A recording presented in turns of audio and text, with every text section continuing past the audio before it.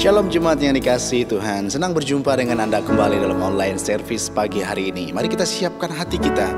Kita mau bersuka cita karena Tuhan kita baik. Dia ajaib buat setiap kita. Mari dimanapun Anda berada, balik berdiri. Puji Dia. Haleluya.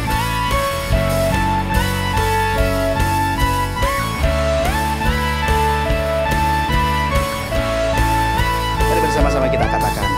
Tak terbayang kebesarmu dan tak terbanding kekuatanmu Tuhan. Kau megah bagiku.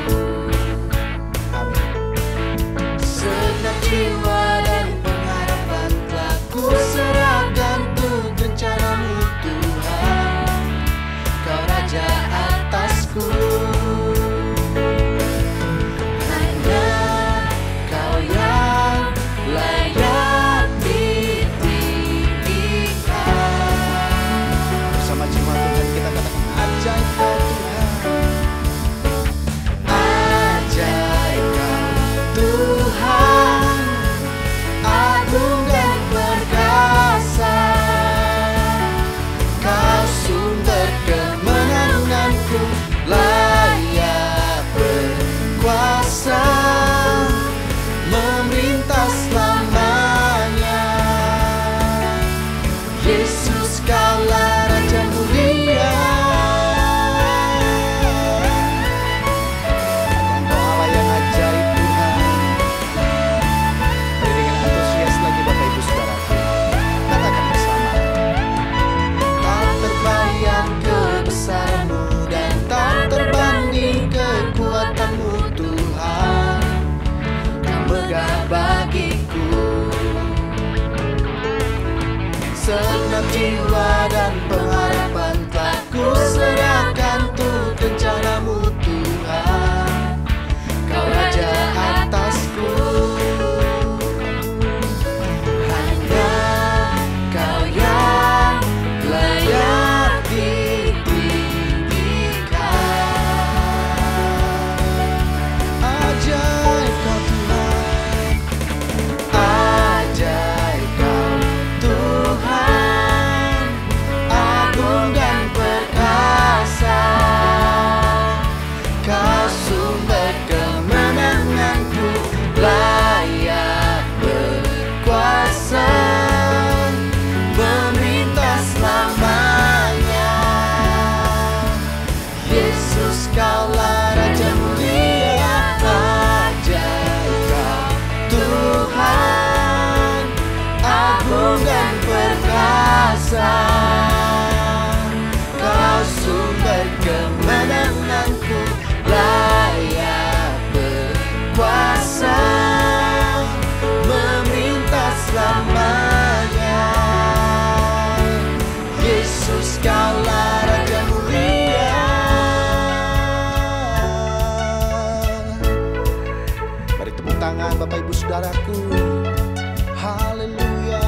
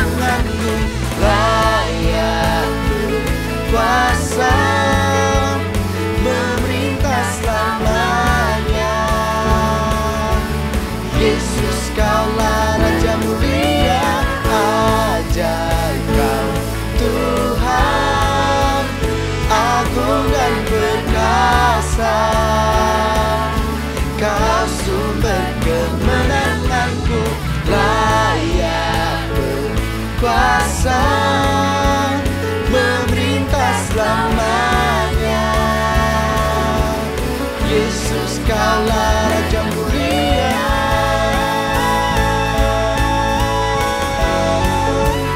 Raja mulia,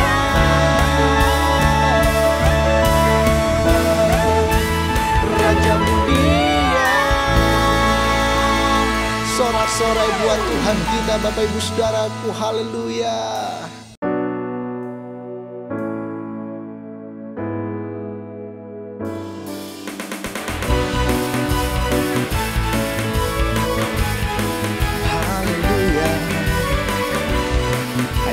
Allah yang tak tertandingi. Bersama-sama kita katakan, saudaraku. Pada siapa kau bandingkan perbuatannya yang heran? Tak ada. Kerajaannya yang terbesar tak akan tergoyahkan.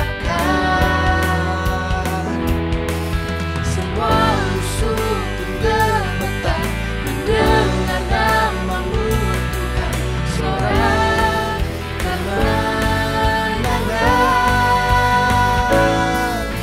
Sungguh tak tertandingi, tak ada yang setara denganmu. Hanya Yesus Tuhanlah yang terhebat, jauh melebihi dari penguasa di dunia. Kerajaanmu kekal.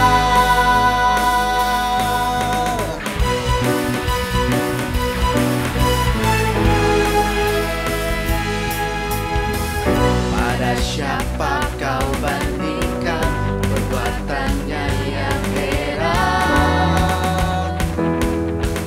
Tak ada. Kerajaannya yang terbesar tak akan tergoyahkan. Semua musuh pun gemetar dengan namamu Tuhan, sorak kemenangan. Angkat kedua tangan saudara, katakan. Sungguh tak tertandingi, tak ada yang setara denganmu. Hanya Yesus Tuhanlah yang terhebat, jauh melebihi dari penguasa di dunia. Kerajaanmu kekal. Sungguh tak tertandingi, tak ada yang setara denganmu. Hanya Yesus Tuhanlah yang terhebat, jauh melebihi dari penguasa di dunia. Kerajaanmu kekal. Sungguh tak tertandingi, tak ada yang setara denganmu. Hanya Yesus Tuhanlah yang terhebat, jauh melebihi dari penguasa di dunia. Kerajaanmu kekal. Haleluya. Hanya Yesus Tuhan, Allah yang tak tertandingi. Sorak-sorai buat Tuhan kita, Bapak Ibu Saudaraku. Haleluya. Terima kasih Tuhan Yesus, Kau baik buat setiap kehidupan kami. Haleluya.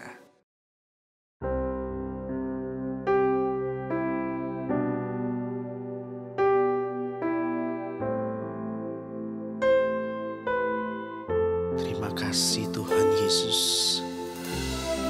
Kami percaya hanya kepadamu saja Tuhan. Karena Engkaulah jawaban atas setiap doa kami. Terima kasih. Kaulah jawaban di setiap doaku saat ku menyembah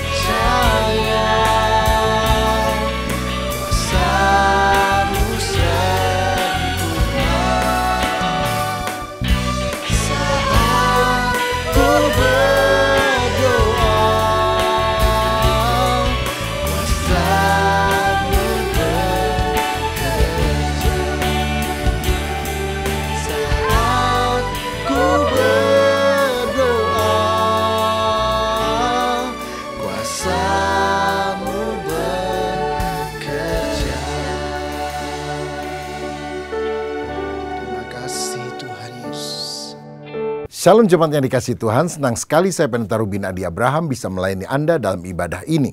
Hari ini saya akan menyampaikan firman dengan judul Nama Tuhan adalah Jawaban.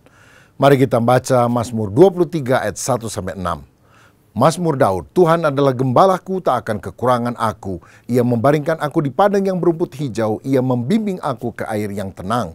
Ia menyegarkan jiwaku. Ia menuntun aku di jalan yang benar oleh karena namanya. Sekalipun aku berjalan dalam lembah kekelaman, aku tidak takut bahaya, sebab Engkau besertaku. Gadamu dan tongkatmu itulah yang menghibur aku. Engkau menyediakan hidangan bagiku di hadapan lawanku. Engkau mengurapi kepalaku dengan minyak. Pialaku penuh melimpah.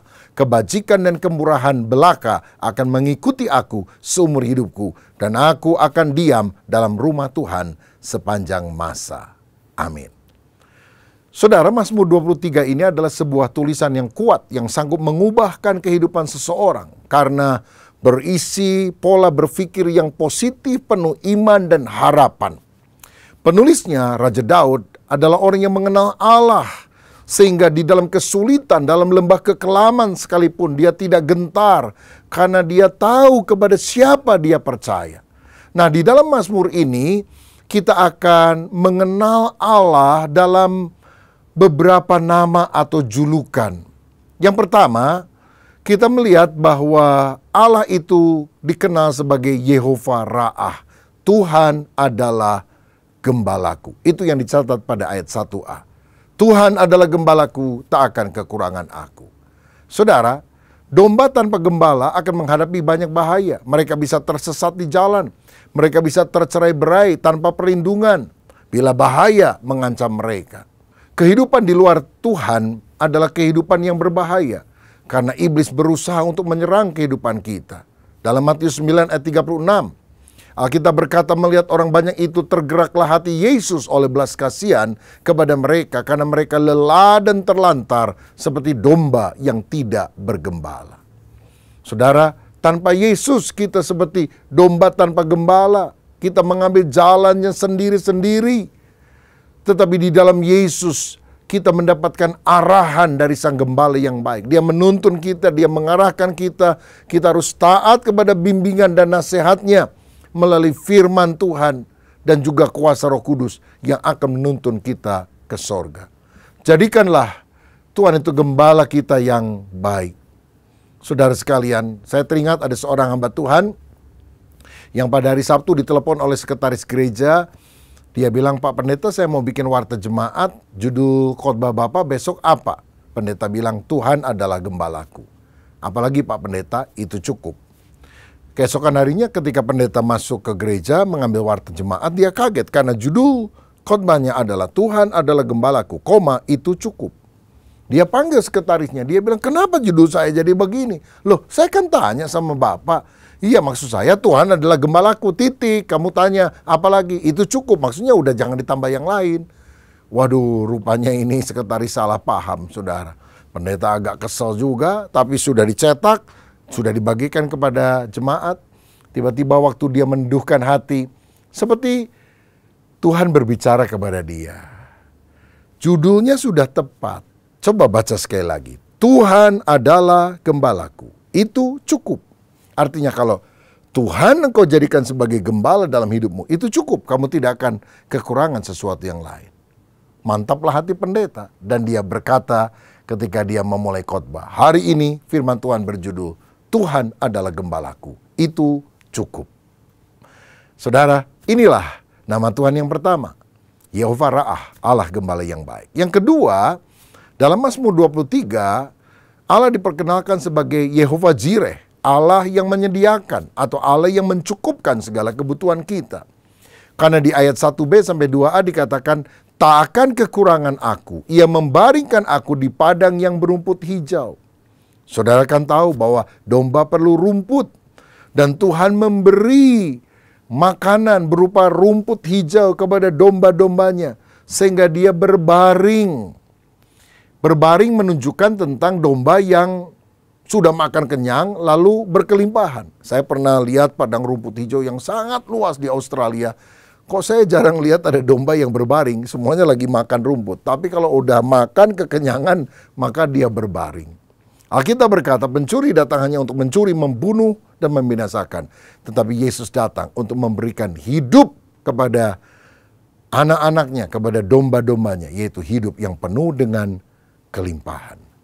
Nah, apa yang Daud tulis di dalam Mazmur ini bukan merupakan permintaan, tolong aku diberi rumput hijau, tidak. Tapi ini adalah pernyataan yang mantap yang lahir dari keyakinan iman bahwa Allah akan selalu mencukupkan kebutuhan kita sehingga kita tidak usah khawatir akan hari esok. Saya teringat kisah ketika Daud dikejar-kejar oleh anaknya sendiri, Absalom, yang berusaha memberontak ingin merebut tahtanya, dan Daud karena tidak mau berseteru membunuh anaknya sendiri dengan pasukannya, memilih untuk lari, saudara, ke padang gurun. Dan mereka kelaparan, tidak ada yang memberi makan. Namun dalam 2 Samuel 17 ayat 27 sampai 29, tiba-tiba muncul orang yang namanya adalah Sobi, Mahir, dan Barzilai, memberikan makanan yang berlimpah-limpah kepada Daud dan anak buahnya.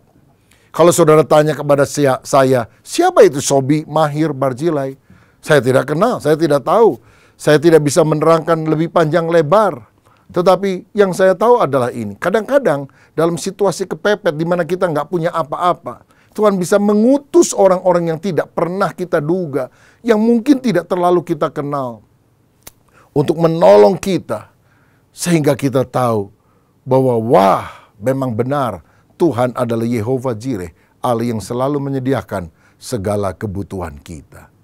Saya teringat pada masa pandemi, banyak gereja-gereja tutup, dan banyak gereja-gereja di desa-desa di pulau terpencil itu yang ketika tidak bisa mengadakan ibadah selama sekian bulan, pendetanya nggak tahu bisa makan dari mana, saudara. Lalu saya dan pengurus dari sinode tergerak untuk memberikan bantuan kepada sekian ribu hamba Tuhan pada waktu itu. Ada yang mendapat bantuan sembako, bantuan uang 500.000, 1 juta.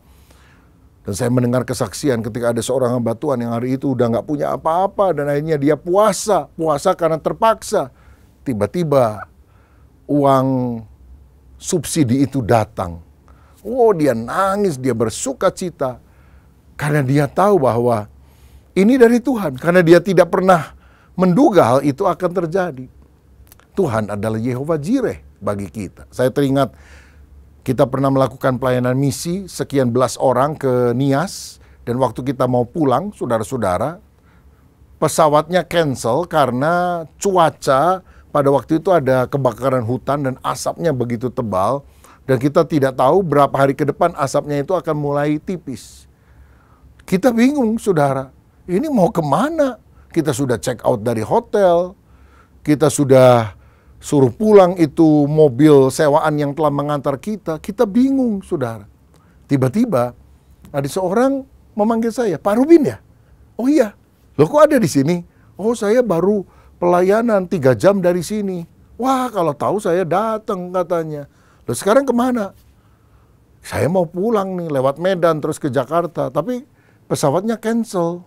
Jadi sekarang Bapak nginep di mana? Saya nggak tahu jalan, nggak tahu hotel, nggak tahu rumah makan di mana. Oh, udah ikut saya saja ya. Nanti saya jemput dengan beberapa kendaraan. Loh saya banyak loh orangnya, Pak. Oh ya udah, nggak apa-apa. Dia antar saya ke hotel, saudara-saudara, kami bisa makan. Dan kemudian 2 hari atau 3 hari kami baru bisa pulang ke Jakarta kembali pada waktu itu. Dan ternyata waktu kita mau keluar, orang tersebut ternyata sudah membayar seluruh biaya hotel. Kita menjadi bingung karena jarang ketemu, saudara sekalian. Dia bilang, saya suka lihat Pak Rubin khotbah di televisi. Tapi hatinya kemudian tergerak karena kita sedang melakukan perjalanan misi. Dia sediakan semuanya. Yehovah Jireh, Allah menyediakan. Saudara mungkin punya keperluan. Percayalah kalau engkau menjadikan Tuhan sebagai gembalamu, ada yang tidak terduga yang Tuhan bisa lakukan dalam hidup saudara. Yang ketiga, dalam Mazmur 23, kita bisa mengenal Allah sebagai Yehovah Shalom, Allah sumber damai sejahtera. Di ayat 2b dikatakan, Ia membimbing aku ke air yang tenang. Bukan air yang berarus kuat, bukan air terjun, tetapi air yang tenang. Saya percaya orang yang menjadikan Yesus sebagai gembalanya akan ada ketenangan di dalam batinnya, ada damai di dalam jiwanya. Yesuslah pusat kehidupan yang bisa memuaskan dahaga di dalam jiwa kita, membawa ke air yang tenang. Dunia ini tegang, bukan tenang. Di Amerika saja lebih dari 20 juta pil penenang yang diminum setiap malam oleh orang-orang masyarakat yang ada di sana karena mereka menderita insomnia, penyakit tidak bisa tidur, gelisah.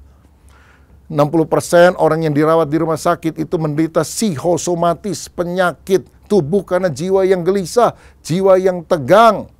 Saya dengar banyak orang stres di Jepang, lalu bikin sansak karung tinju, lalu kalau dia lagi emosi dia pukulin karung tinju untuk melampiaskan emosinya. Di Amerika dan juga di Eropa, kalau orang lihat televisi, hati lagi dongkol, saudara, ada yang menjual bata busa gitu ya.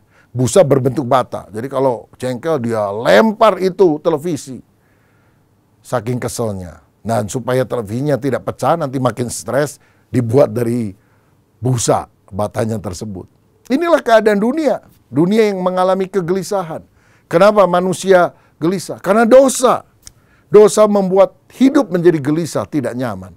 Tapi kalau kita sungguh bertobat dan menjadikan Yesus sebagai gembala, ada damai sejahtera yang Tuhan berikan.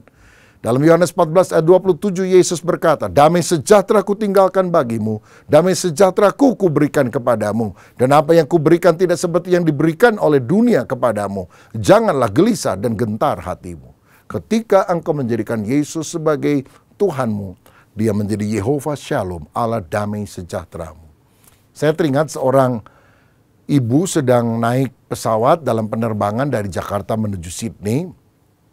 Diterpa oleh gelombang badai. Waduh saudara, itu kapal terguncang-guncang hebat. Pesawat itu rasanya mau jatuh, banyak penumpang teriak-teriak. Sampai pramugarinya juga pucat saudara sekalian. Kecuali ibu ini. Ibu itu kaget, tapi kemudian dia berdoa, dia tertidur saudara. Dan setelah mendarat dengan baik di Sydney, seorang pramugari penasaran, dia bilang, "Ibu, saya lihat ibu tenang banget. Kami aja panik. Ibu kok bisa tenang?" "Gini loh, saya ini kan ke Sydney tujuannya menengok anak saya." "Oh, anak ibu ada berapa orang?" "Anak saya 2. Yang sekolah di Sydney nomor 2. Kalau yang satu?" "Yang satu sudah meninggal berapa tahun yang lalu. Dia ada di sorga. Jadi waktu tadi pesawat bergoncang saya doa, Tuhan, tujuan saya nengok anak. Jadi terserah Tuhan. Kalau mendarat dengan baik, saya nengok anak kedua. Kalau pesawat jatuh, saya nengok anak pertama yang ada di sorga. Jadi terserah Tuhan deh, nengok anak yang penting, saya tidur." Wah, tenang sekali ini ibu, karena menjadikan Yesus sebagai gembala dalam kehidupannya. Yang keempat, dalam Mazmur 23, kita diperkenalkan kepada Allah sebagai Yehova Rafa. Artinya Allah penyembuhku. Ayat 3 dikatakan, Ia menyegarkan jiwaku. Dia memulihkan jiwa dan juga menyembuhkan tubuh kita. Sebab dalam 3 Yohanes 1 ayat 2 firman berkata, "Saudaraku yang kekasih, aku berdoa semoga engkau baik-baik dan sehat-sehat saja dalam segala sesuatu, sama seperti jiwamu baik-baik saja." Kalau jiwa kita sehat, batin kita sehat, maka fisik kita, tubuh kita, dan bagian tubuh yang lain juga akan sehat dan baik. Kanannya dalam Mazmur 103 ayat 2-3, pemazmur juga berkata, "Pujilah Tuhan hai jiwaku, dan janganlah lupakan segala kebaikannya. Dia yang mengampuni segala kesalahanmu dan menyembuhkan segala penyakitmu." Tuhan sanggup menyembuhkan segala penyakit kita.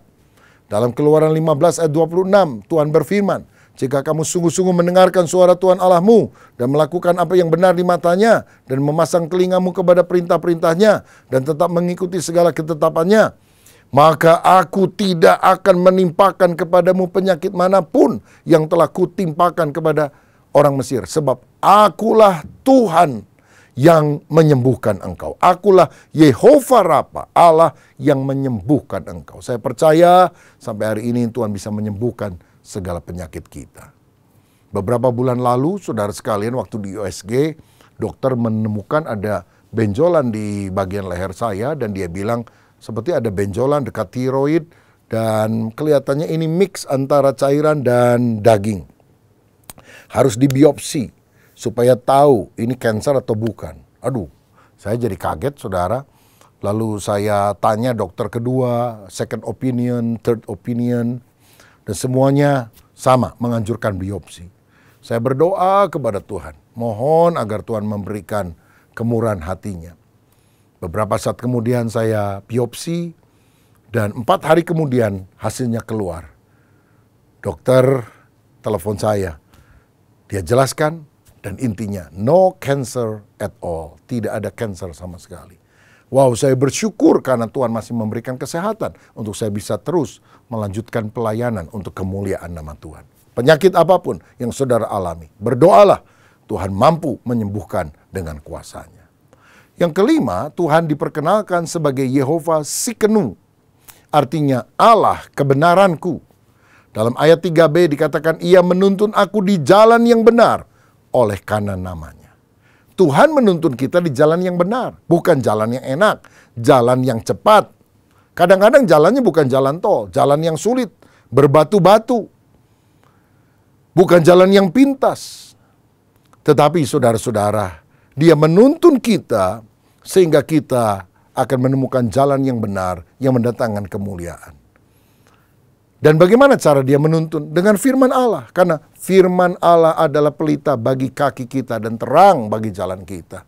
Kalau kita baca firman setiap hari dengan teliti, kita tahu apa yang tidak boleh kita lakukan, apa yang harus kita kerjakan, bagaimana kita harus berhati-hati, berjalan sesuai dengan keinginan Tuhan. Dalam Yosua 1 ayat 7 dikatakan, hanya kuatkan dan teguhkanlah hatimu dengan sungguh-sungguh, bertindaklah hati-hati sesuai dengan seluruh hukum yang telah diperintahkan kepadamu oleh hambaku Musa. Janganlah menyimpang ke kanan atau ke kiri, supaya engkau beruntung kemanapun engkau pergi. Saudara tidak boleh nyimpang kiri atau kanan, bahaya. Kalau saudara lihat pesawat itu mau turun, maka pilot harus memperhatikan jalur landing pesawat, ya. Jadi dia harus tepat berada pada tengah jalur landing itu. Sebab kalau dia menyimpang ke kiri ke kanan bisa nabrak saudara. Nah, kalau kita tidak tahu bagaimana kita dituntun pada jalan yang benar. Sekarang ini orang punya alat namanya GPS, Global Positioning System. Ya, dengan menyalakan GPS, masukkan alamatnya, maka dia akan menuntun kita belok kiri, belok kanan, belok kiri, belok kanan sampai tujuan. Nah, kadang-kadang waktu kita dituntun sama GPS itu, kita suka bandel. Rasanya bukan ini, salah ini GPS. Kita pilih jalan yang lain. Malah jauh, saudara-saudara. Jadi kalau kita nggak tahu tentang jalan itu, udah ikuti GPS saja ya. GPS, Global Positioning System, susah bahasa Inggrisnya. Bahasa Indonesia lebih gampang, GPS, goblok pasti sampai. Sampai kemana? Sampai pada tujuan. Begitu juga kalau kita dituntun oleh Alkitab yang adalah GPS-nya Tuhan dalam hidup kita. Kita dituntun pada jalan yang benar. Yang keenam, saudara, dalam Mazmur 23, kita bisa mengenal Allah sebagai Yehova Shammah. Artinya Allah yang hadir dan menyertai kita. Di ayat 4 dikatakan, sekalipun aku berjalan dalam lembah kekelaman, aku tidak takut bahaya, sebab engkau besertaku.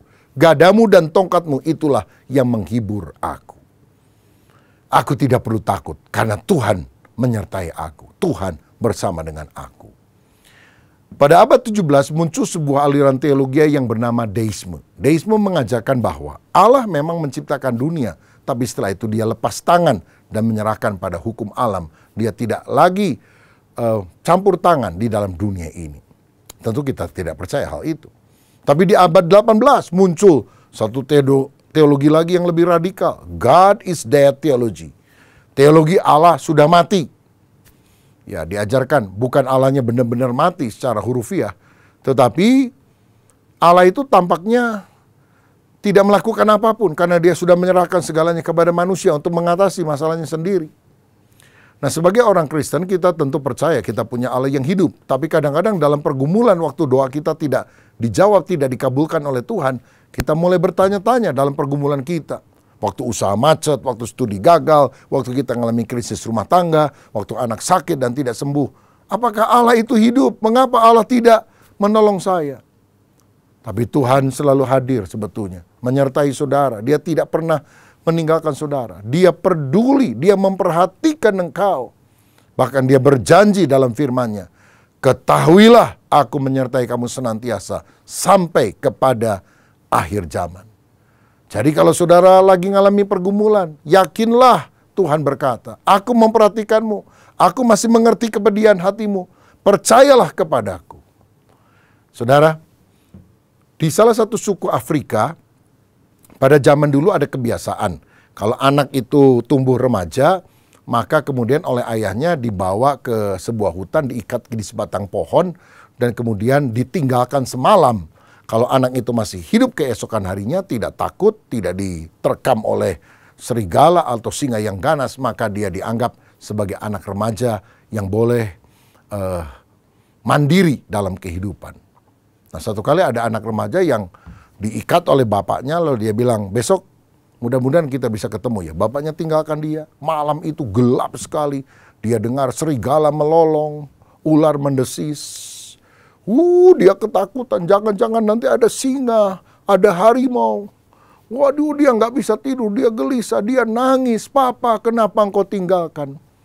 Tapi keesokan paginya, ketika matahari mulai muncul di sela-sela dedaunan, dia perhatikan ternyata di belakang pohon besar sebelah sana, bapaknya sepanjang malam tidak pulang. Siap dengan busur dan panahnya. Kalau ada binatang liar yang menyerang anaknya, dia akan panah sehingga anaknya selamat.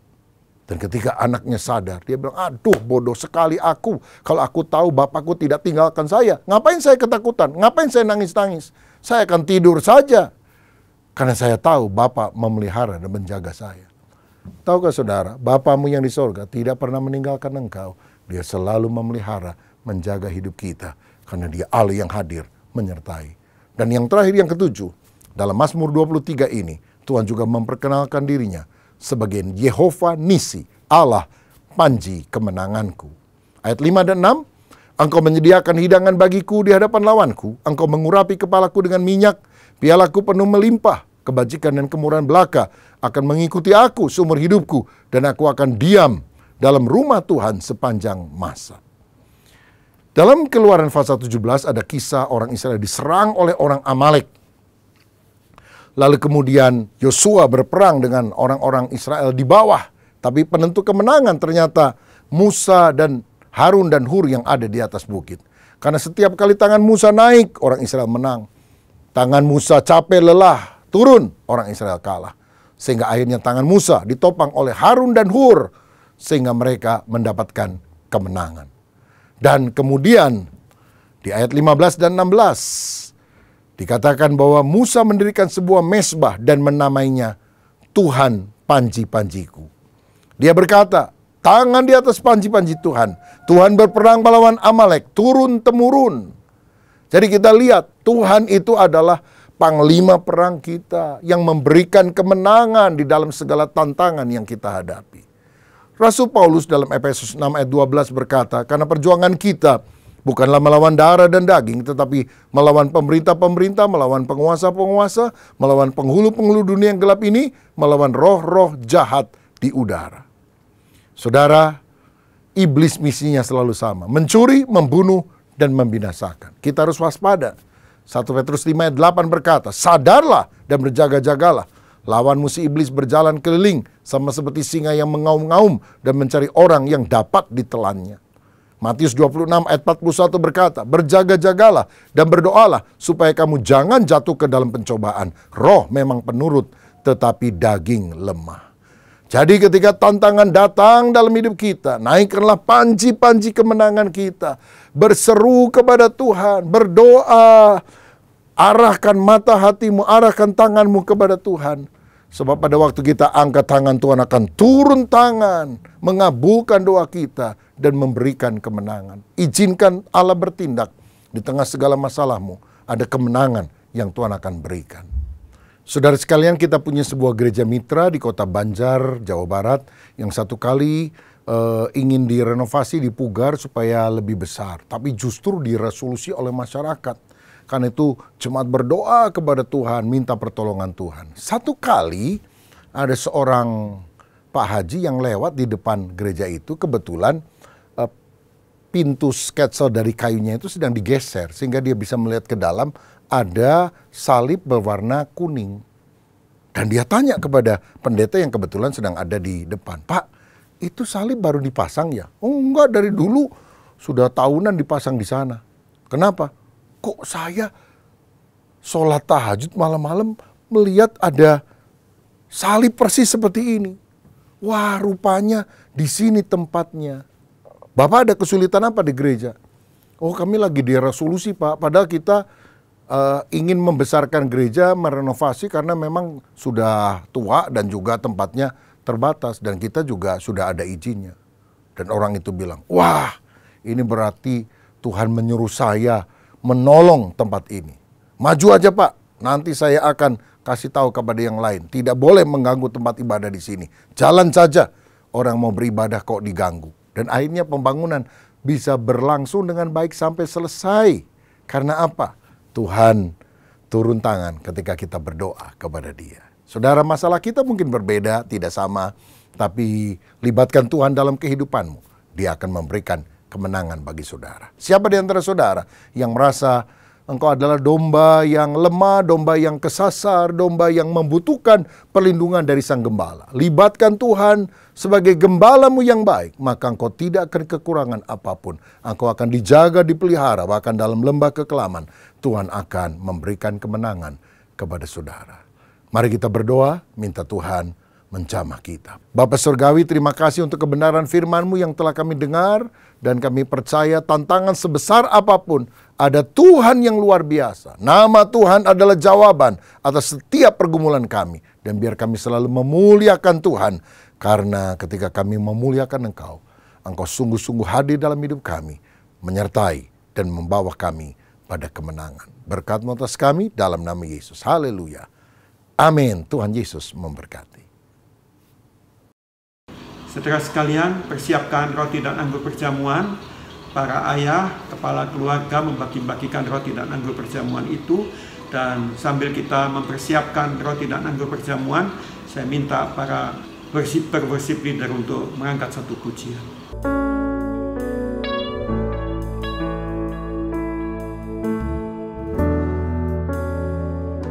Dalam Kristus ku berikan kemuliaan atas kemenanganku. Sungguh ku terpesona akan kekuatan dan kuasa-Mu. Oh, tak dapat ku mengukurnya, namun semuanya tak dapat melampaui anugerah-Mu yang ku terima. Dalam Kristus ku percaya ada kemuliaan di balik salibnya. Karena ku nyatakan kemenangan dari-Mu, kekuatanku, harapanku. Dalam Kristus ku percaya ada kemuliaan di balik salibnya. Karena ku nyatakan kemenangan dari-Mu, kekuatanku, harapanku dalam Kristus.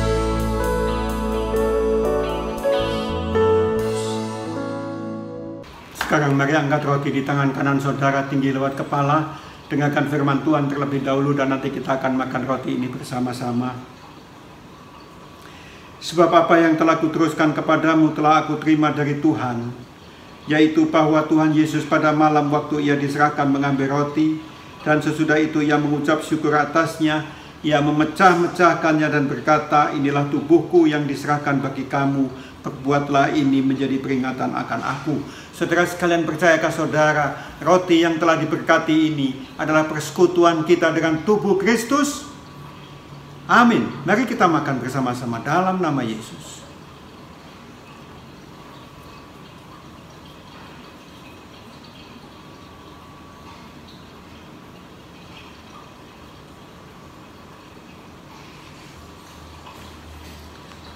Sekarang mari angkat cawan tinggi lewat kepala. Dengarkan firman Tuhan terlebih dahulu dan nanti kita akan minum bersama-sama. Demikian juga ia mengambil cawan sesudah makan lalu berkata, cawan ini adalah perjanjian baru yang dimeteraikan oleh darahku. Perbuatlah ini setiap kali kamu meminumnya menjadi peringatan akan aku. Saudara sekalian, percayakah saudara, cawan anggur yang telah diberkati ini adalah persekutuan kita dengan darah Kristus? Mari kita minum bersama-sama dalam nama Yesus.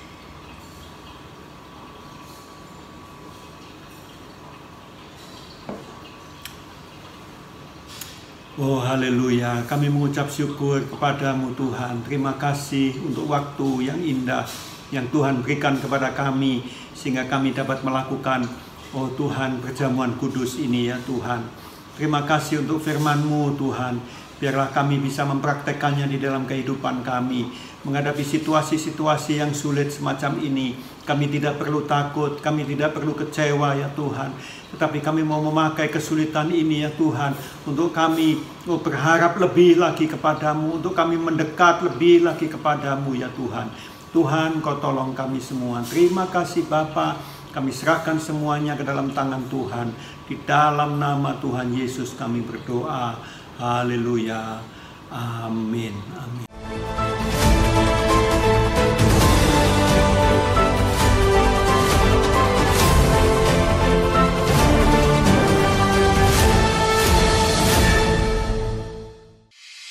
Shalom jemaat Tuhan, untuk suasana ibadah yang lebih nyaman, maka tahun ini kita akan memulai renovasi gedung gereja yang berada di lantai 1 yang nantinya akan digunakan sebagai tempat ibadah utama.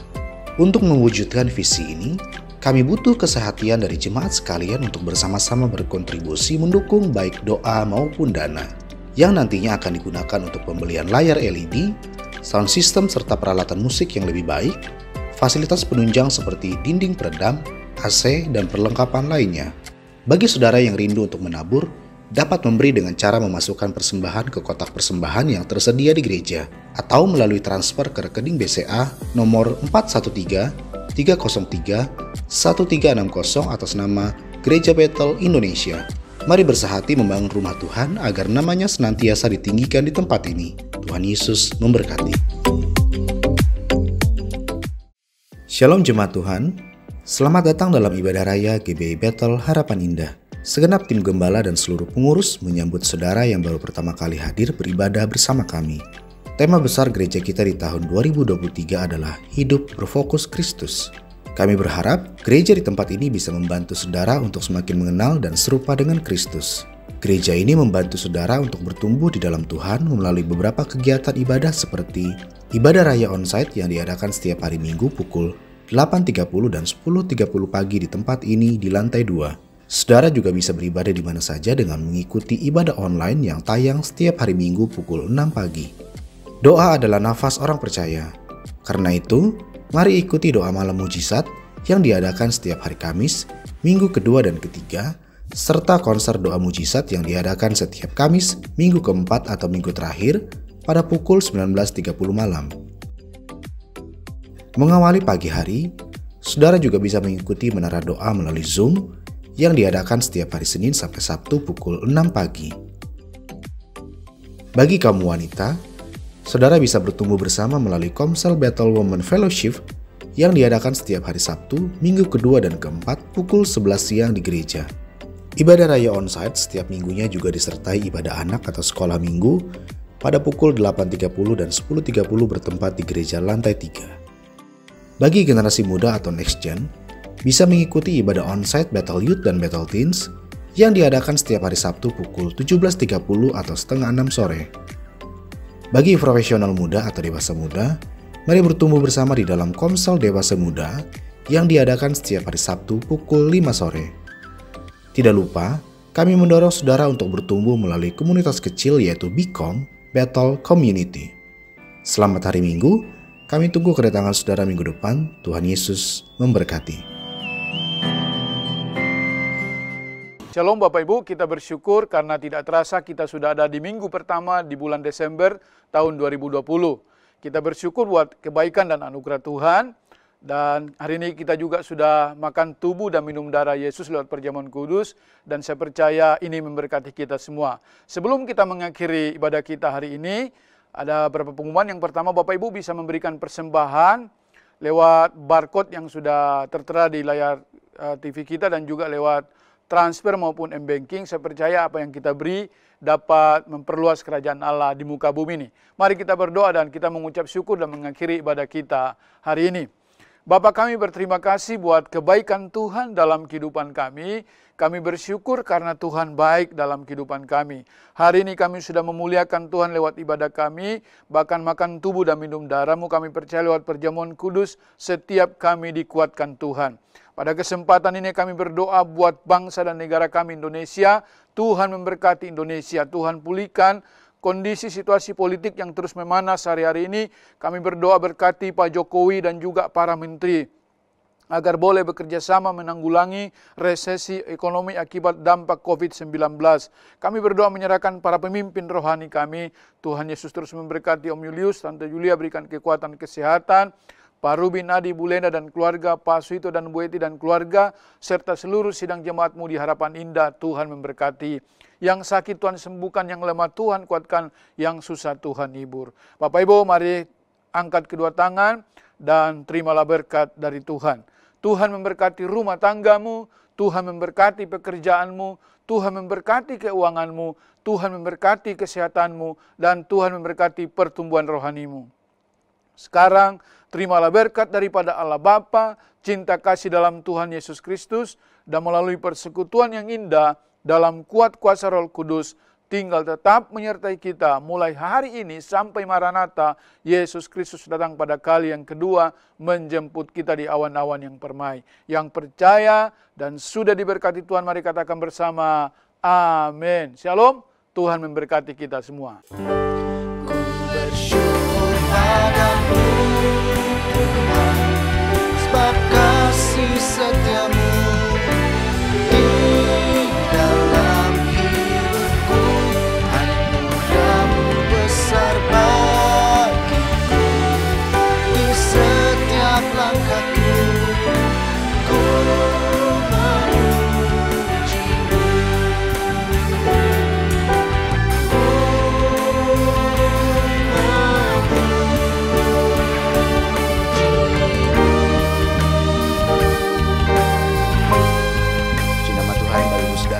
Ibadah kita telah selesai. Selamat hari Minggu. Tuhan Yesus memberkati kita semuanya. Amin.